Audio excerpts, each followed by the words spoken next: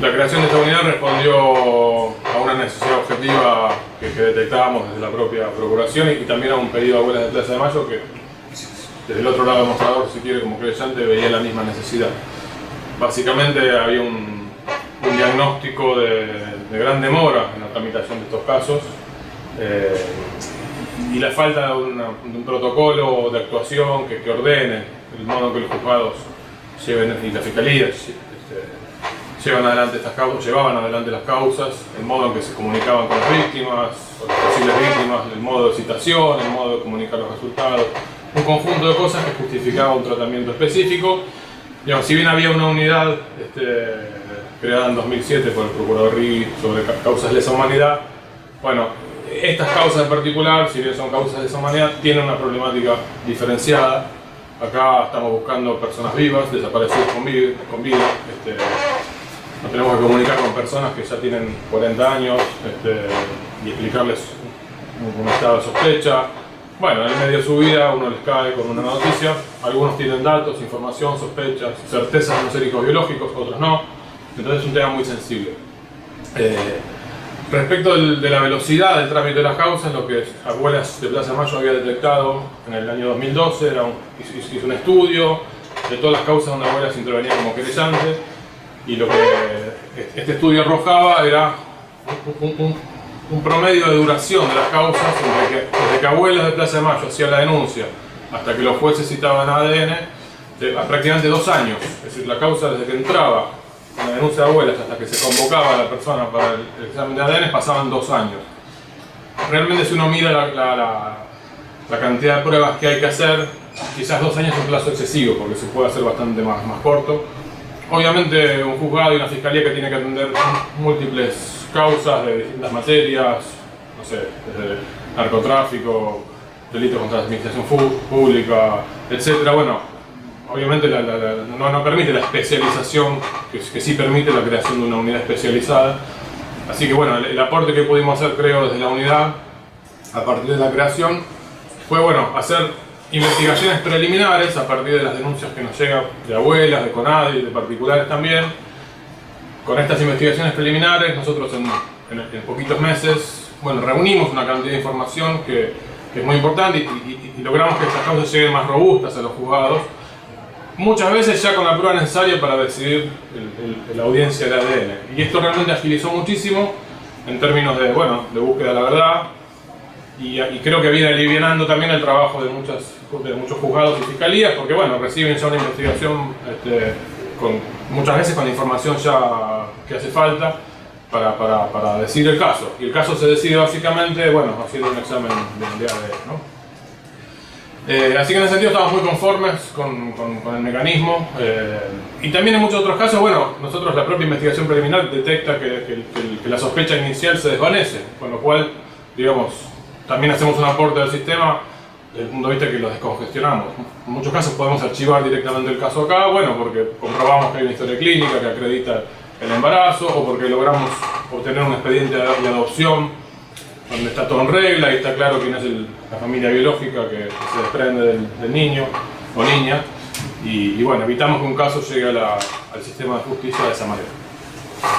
Después viene todo el tema del contacto con las víctimas, o las posibles víctimas. Y acá estamos hablando de delitos que tienen varias víctimas. O sea, por un lado está la persona quizás cuya identidad se alteró, y por otro lado familias que están buscando a niños y niñas que supuestamente nacieron durante el terrorismo de Estado. Entonces, bueno, cuando hablamos de víctimas hablamos de un conjunto, ¿no? Pero bueno, quizás, digamos, el primer contacto que tiene el sistema de justicia habitualmente es con el supuesto, la persona que supuestamente fue víctima de alteración de la identidad. Como dije antes, son personas que hoy ya son adultas,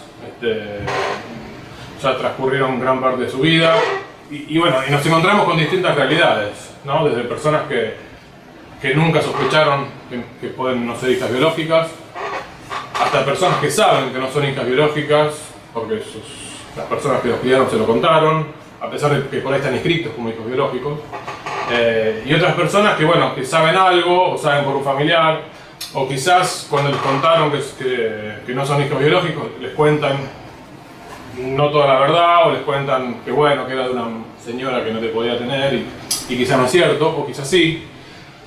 Acá una característica que tiene estas causas es que a priori no se puede distinguir un caso de terrorismo de Estado de un caso común. Cuando digo un caso común me refiero al fenómeno enorme y masivo que hubo en Argentina de entrega irregular de niños, ya sea por abandonos, por entregas forzadas, por sus propias familias, por condiciones de pobreza, y porque muchas veces el Estado mismo incentivaba a muchas personas a desprenderse de los niños y a utilizar mecanismos ilegales. Esto lo pudimos comprobar en varias investigaciones. Me desvío quizás un poquito del relato, pero nos pasó en alguna provincia donde veíamos como característica que gente que había notado como hijo biológico a una persona que no era hijo biológico, antes había hecho un trámite de adopción que quedaba trunco. Y evidentemente esto daba la cuenta, y después nos lo confirmó gente de la propia provincia, que los mismos funcionarios le decían, bueno, anotelo como hijo biológico y listo. Pues como que el propio Estado, también en muchos casos, evidentemente incentivaba esta forma de inscripción. Hoy en día consideramos que con la mentalidad actual, que el derecho a la identidad no permite este tipo de prácticas. Pero bueno, en aquel momento también había una tolerancia social respecto de este tipo de conductas, cosa que también dificulta, porque bueno, obviamente si la realidad hubiera sido que la inscripción irregular de una persona, de un niño, hubiera sido muy mal visto, bueno, obviamente los casos que estamos buscando, los hijos desaparecidos, bueno, hubieran sido también muy llamativos y muy repudiados por vecinos, gente y allegados, que hubieran dicho, ¿cómo tenés un niño y antes no lo tenías? Digamos, entonces creemos que en parte la tolerancia social a este tipo de conductas también dificulta un poco la llegada de denuncias, ¿no? Pero a lo que iba antes era que buscamos hijos desaparecidos en un número que no podemos dar con certeza porque tenemos hipótesis. En algunos casos tenemos certeza de mujeres que fueron capturadas y en cautiverio estaban embarazadas y llegaron a parir porque tenemos testimonios, pues ahí tenemos certeza que el niño nació y lo estamos buscando. En otros casos tenemos mujeres embarazadas, secuestradas, con cierto grado de embarazo, desde 2 meses hasta 8 meses, con lo cual, digamos, nos manejamos con un nivel de incertidumbre y de probabilidad, y en muchos casos incluso no sabemos, porque muchas veces nos enteramos por testimonios nuevos de que había una mujer que estaba embarazada, y se busca a la familia a ver si se puede incorporar al banco de datos genéticos la sangre, y así pasó en algún caso. La familia llegó después que el joven, ¿no? Cuando el joven había ido voluntariamente a hacerse el análisis, dio negativo, después entró una familia víctima de la dictadura y resulta que el joven que había ido antes era la persona que buscaban, ¿no? Pero bueno, recapitulando, digo que el primer contacto que tiene el sistema judicial es con esta persona. Y bueno, ¿cómo hacemos para ponernos en contacto con esta persona? Bueno, hasta ahora la unidad, como venimos interviniendo en carácter de investigación preliminar, desde acá no tomamos contacto como para hacer la audiencia de ADN, porque esto nos parece que según el código actual, por lo menos es indiscutible que si lo hace un juez o un fiscal que tenga ya una causa sorteada, va a ser válido y va a ser bueno, de acuerdo al procedimiento establecido en el código. Quizás si lo hacemos desde la unidad como investigación preliminar, no sé, alguien puede decir, bueno, ¿de dónde está la facultad para que la unidad haga esto? Realmente nos parece que si la unidad pudiera hacer directamente desde acá la aproximación a la persona, plantearle la inquietud, invitarla a hacer el análisis, podríamos agilizar incluso más el trámite de los casos, y solo llegarían al sistema de justicia aquellos casos donde los jóvenes no los podemos encontrar o no quieren hacerlo voluntariamente, y entonces, bueno, ya hay que recurrir a un juez. El código se aprobó en su momento acusatorio, que no está puesto en práctica y ahora se está empezando a poner en práctica, no sé si el mismo texto u otro. Pone en cabeza de los fiscales la convocatoria a la presunta víctima, justamente para noticiarla de todo el estado de sospecha que hay sobre su identidad, invitarla a hacer el examen, y solo en caso de negativa se recurre al juez, ¿no? Me parece que es un modelo mejor y ojalá pronto lo podamos implementar.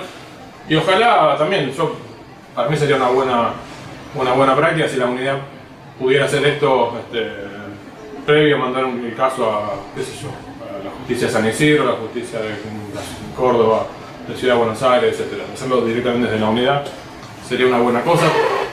Y bueno, qué sé yo, además con la especialización creo que también ayudaría a que el contacto sea siempre más o menos regular, de la misma manera, etc.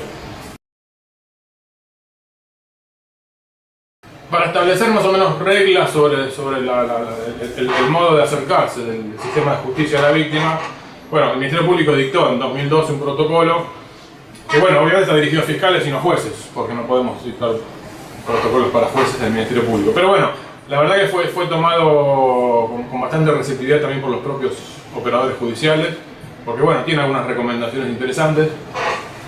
Después, con el correr del tiempo y con la experiencia, se fueron sumando, digamos, otras reglas que vimos que era necesario establecer.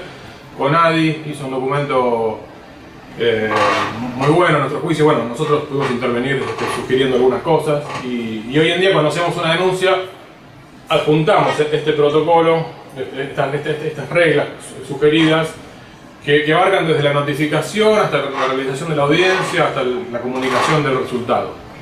Y a nosotros nos parece muy importante que, si el sistema judicial quiere ser, digamos, sensible a los derechos de la víctima y no sea a su vez revictimizador, se lleven a cabo estas recomendaciones, más otras que puedan surgir, porque también esto va surgiendo un poco a partir de la experiencia, ¿no? Pero bueno, por ejemplo,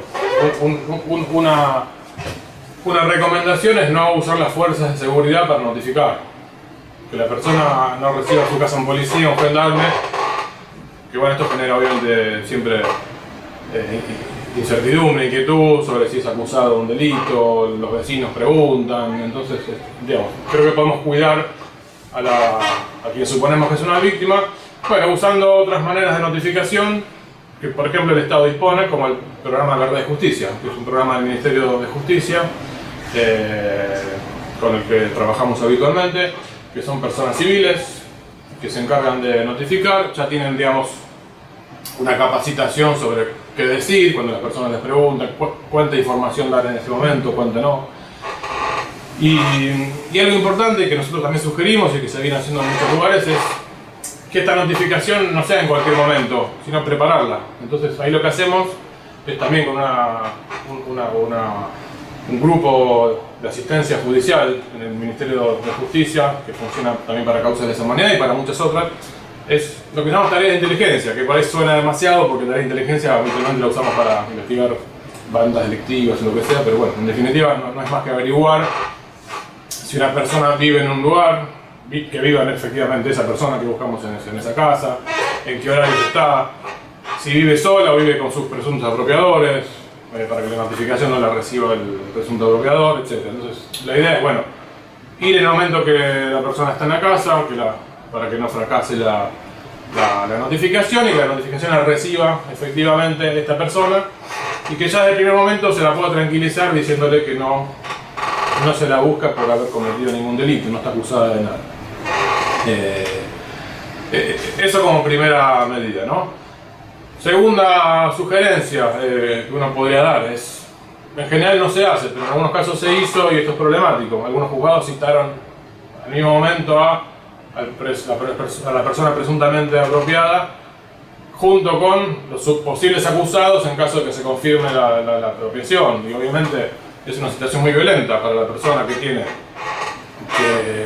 que decidir hacer un análisis de ADN, que por un lado está al servicio de sus derechos y quizás sus deseos de establecer su identidad, pero que por otro lado puede ser un elemento de prueba respecto de personas con las que se crió y con las cuales la mayor parte de las veces tiene un afecto.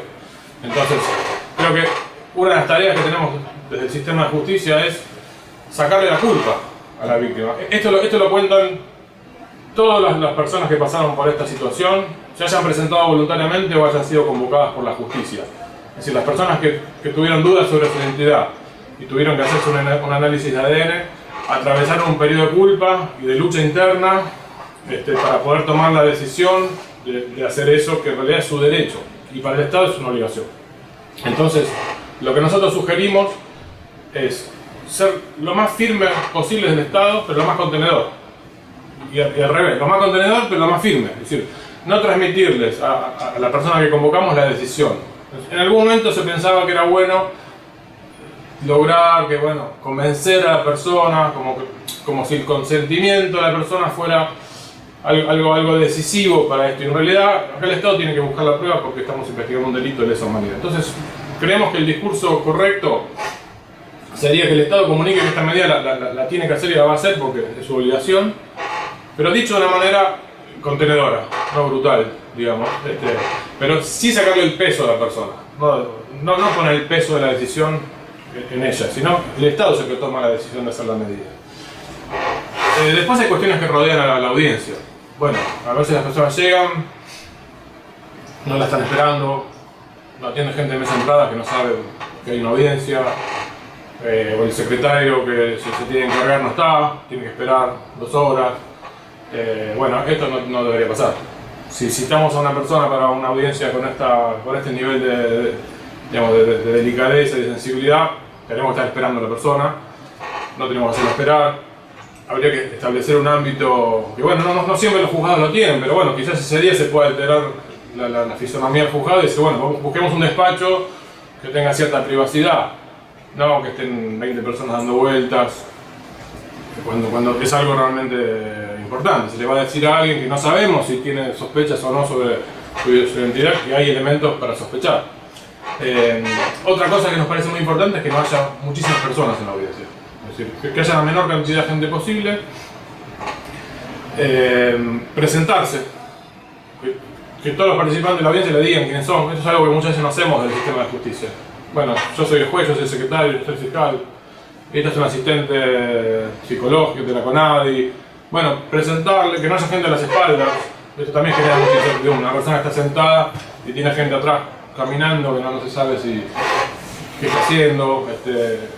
Imaginarse que uno es esa persona que está citada ahí y cuál es el espacio que uno requiere para estar tranquilo, ¿no?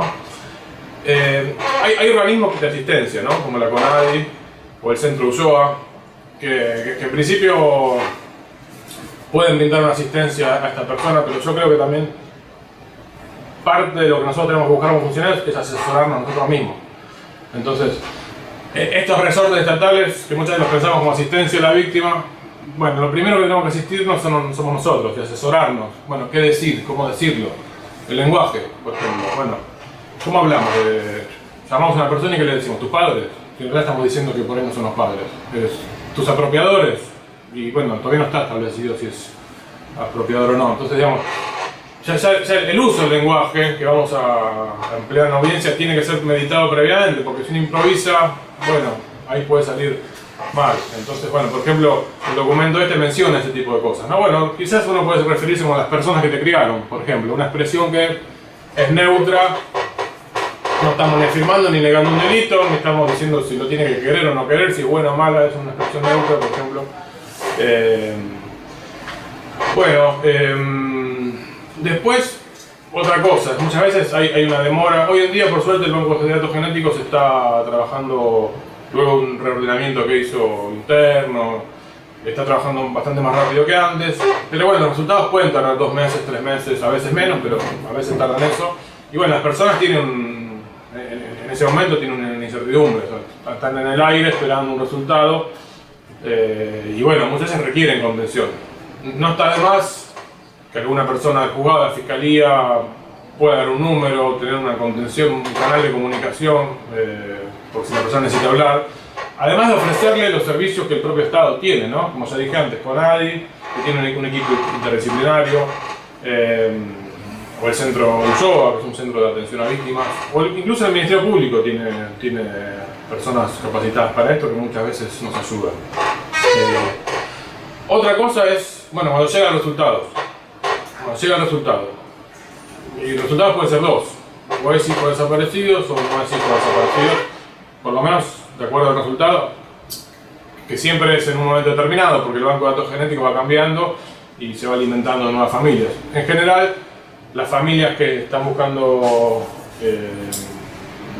niños en aquel entonces desaparecidos están en el banco de datos genéticos, con lo cual en principio si el resultado es negativo, bueno, ya habría una respuesta, ¿no? Pero bueno, nos parece que muchas veces los operadores judiciales creen que un resultado negativo no es importante. Como que, bueno, si es hijo desaparecido, bueno, ahí hacemos todo un dispositivo que igual después me voy a referir y que no siempre está bien, pero se le da como una entidad, obviamente, bueno, encontramos un hijo, un nieto, como llamamos socialmente, pero si no es, que es la mayor cantidad de los casos, porque como dije antes, convivimos con un fenómeno, estamos buscando unos cientos de víctimas en un mar, primero de 4 millones de inscripciones que hubo en la dictadura. Nacieron y se inscribieron 4 millones de personas durante la dictadura, niños que nacieron. Pero además en el medio de eso hubo decenas de miles de niños mal inscriptos, o sea, apropiados. Entonces, las estadísticas revelan que el 99% de los casos dan negativo. Y esto lo puede ver por la cantidad de presentaciones que hubo y resultados de inclusión, ¿no? Donde se pudo comprobar que eran hijos desaparecidos. O sea que los resultados negativos son parte ineludible de nuestra búsqueda. Y esto, lejos de ser un fracaso, es así la realidad. Nos está mostrando que la realidad fue así y bueno, se ve reflejada en los expedientes y en el resultado del ADN. Pero el resultado negativo para una persona puede ser tan importante como el positivo, o incluso a veces más devastador. Porque la persona muchas veces tiene la... Bueno, ya está bien, yo sé que no soy hijo biológico, o a partir de lo que ustedes me dicen me doy cuenta que no soy hijo biológico. ¿Quiénes habrán sido mis padres? ¿Me quisieron, no me quisieron, me abandonaron? Y muchas veces la explicación de que, bueno, tus padres te quisieron, pero el Estado los desapareció, bueno, es una explicación triste, pero por lo menos habla de un hijo deseado. Cuando alguien se enfrenta a un resultado negativo, se queda en la incertidumbre. Bueno, ¿y de quién soy hijo? Entonces, la comunicación de un resultado negativo es tan importante y requiere tanta sensibilidad como la comunicación de un resultado positivo. Y además el resultado negativo, digamos, bueno, requiere una contención que es muy difícil también después, porque, bueno, quizás los juzgados no se ocupan de eso, pero yo lo estoy pensando más a nivel del Estado, ¿no? El Estado tiene muy pocos resortes para después esclarecer el origen biológico de esta persona. Si una vez queda negativo en el banco de datos genéticos, bueno, ¿de dónde soy? ¿De dónde soy? ¿Cómo encuentro a mi madre biológica? Si está viva, si no hay un registro histórico de esto. Hay algunas iniciativas, bueno, que todavía no se concretaron en un registro bien conformado, con un laboratorio genético que creo que sería necesario. Pero bueno, esto sí es algo que nos preocupa. Muchas veces los resultados negativos o se dan por teléfono o se manda una carta, no sé. Eso es algo que creemos que hay que corregir. Y después, bueno, muchas veces, bueno, en algunos casos afortunadamente encontramos hijos desaparecidos, lo que nosotros buscamos desde esta unidad. Y bueno, ahí viene también toda una ingeniería que hay que hacer para cómo comunicar el resultado al joven al que previamente se convocó y después ya a una familia a la que hay que comunicar, porque el resultado del banco de datos genéticos va a dar, bueno, que si realmente la persona ahí, digamos, con sus datos genéticos concuerdan con una familia concreta. Bueno, hay que buscar a esa abuela si está viva, a un tío, quizás un hermano, quizás un tío, un primo. O sea, hay muchos vínculos familiares que están esperando a ese niño que se perdió en la dictadura. Y ahí nos parece que también, que es algo difícil de hacer, no digo que sea fácil, pero hay que tratar de darse cuenta a veces de las consecuencias que se pueden dar. Por ejemplo, algo que no se puede hacer, no se debe hacer, es comunicar el nombre con la persona es inscripta, digamos, porque si sale una noticia de, bueno, se encontró un nieto y resulta que se llama tanto inscripta como Pablo Parenti, bueno, nada, los periodistas van a venir a buscar dónde vive Pablo Parenti. Sí que sos el... Y bueno, la persona todavía está por ahí elaborando la noticia y lo que necesitamos ahí es preservar a esa persona. Entonces, sumo cuidado con los datos personales. O sea, en todo caso, podemos decirte que es el hijo del desaparecido tal y de la desaparecida tal. ¿Qué se sabe de esa familia? Bueno, fue vista en un centro clandestino, ¿no? Pero lo que no podemos decir es los datos con los que esa persona actualmente está inscrita, dónde vive, porque bueno, si no, la sometemos posiblemente a una exposición que no desee y para la que no está preparada, ¿no? Después de la notificación a la familia biológica. Y acá algunas veces vimos un delay entre la notificación al joven y la notificación a la familia. Y a veces pasa que por más que las agencias hagan los esfuerzos por mantener el secreto. Y bueno, a veces alguien lo cuenta, se dice, y empieza a circular el rumor. Y esto pasó hace poco, es decir, la persona cuya identidad se restituyó, que se había hecho el ADN, se enteró, el juzgado se lo comunicó, pero faltaba la familia biológica. Y hasta que el juzgado hizo lo posible para comunicar a la familia biológica pasaron varios días. A todo esto empezó a salir en Facebook, en Twitter, que apareció el nieto del número tal, y que sería de tal familia, de tal otra familia. Imagínense las familias que están esperando, viendo si me tocó a mí o no me tocó, o me están diciendo que soy, que apareció el nieto que esperamos, o nuestro primo, o nuestro hermano, y resulta que no, que era otro. Entonces esto no podemos generar un daño mayor a estas familias, ahí estamos revictimizando claramente. Entonces, por suerte en la mayor parte de los casos esto se puede administrar, pero bueno, es importante que los juzgados, cuando se enfrentan ante esto, bueno, nada, piensen, pidan ayuda, bueno, ¿cómo se maneja esto? ¿Cómo hacemos? La unidad puede ayudar también muchas veces a notificar, a buscar familiares. Abuelas de Plaza de Mayo lo puede hacer. Abuelas de Plaza de Mayo tiene en general contacto con todas las abuelas y los familiares. Cuando se mueren las abuelas quedan otros familiares y tienen los datos de contacto. ¿Sí? Por ahí un juzgado está buscando dónde vive y bueno, resulta que la abuela tiene el teléfono. Entonces me parece que en esos casos hay que tratar de cuidar los procedimientos para que se hagan de la mejor manera posible, ¿no? Creo que una de las falencias del sistema de justicia es que los operadores judiciales nos sentimos autosuficientes o estamos acostumbrados, si necesitamos algo mandamos un oficio, hablamos poco por teléfono o personalmente, vení que tengo algo que charlar o te voy a visitar para ver cómo me asesorás.